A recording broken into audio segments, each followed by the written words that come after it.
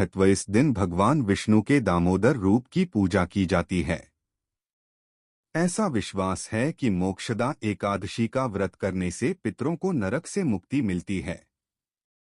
यह दिन गीता जयंती के रूप में भी मनाया जाता है, क्योंकि इसी दिन भगवान कृष्ण ने अर्जुन को श्रीमद्भगवद गीता का उपदेश दिया था। व्रत विधि: प्रातःकाल स्नान करके व्रत का संकल्प लें। भगवान विष्णु की पूजा करें, तुलसी, धूप दीप, पंचामृत और फल अर्पित करें। पूरे दिन उपवास रखें, कुछ लोग जल भी नहीं लेते और निर्जला व्रत करते हैं। रात में जागरण और विष्णु स्तुति करना शुभ माना जाता है। अगले दिन द्वादशी तिथि में व्रत का पारण करें। मोक्षदा एकादशी की पौराणिक कथा: प्राचीन काल में चंपकवन नामक एक सुंदर नगर था। वहां चंपकेश नाम के विद्वान और धर्मात्मा राजा शासन करते थे। राजा अपने प्रजापालन में अत्यंत न्यायप्रिय और दयालु थे। एक रात राजा ने एक भयानक सपना देखा। उन्होंने देखा कि उनके पिता नरक में कष्ट सह रहे हैं और दुख से चिल्ला रहे हैं। यह देखकर राजा का हृदय व्याकुल हो उठा। सुबह होते ही उन्होंने अपने मंत्रियों और ब्राह्मणों से पूछा, मेरे पिता को नरक से कैसे मुक्त किया जा सकता है? किसी को उत्तर नहीं मिला। तब एक वृद्ध ब्राह्मण ने कहा कि राजा को गंधमादन पर्वत पर रहने वाले ऋषियों के पास जाना चाहिए।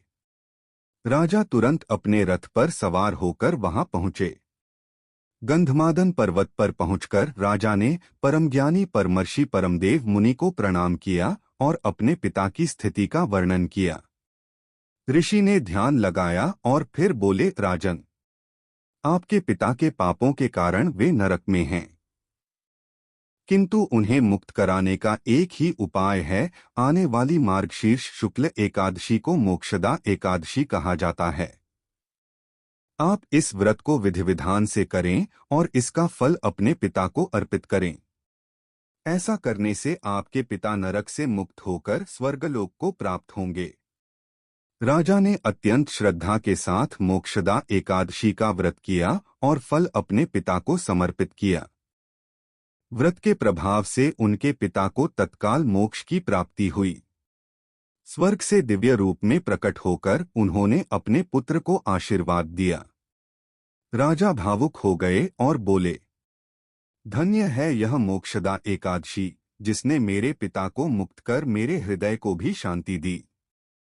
उस दिन से मोक्षदा एकादशी को पितरों की मुक्ति, पापों के नाश और परम शांति का दिन माना जाता है।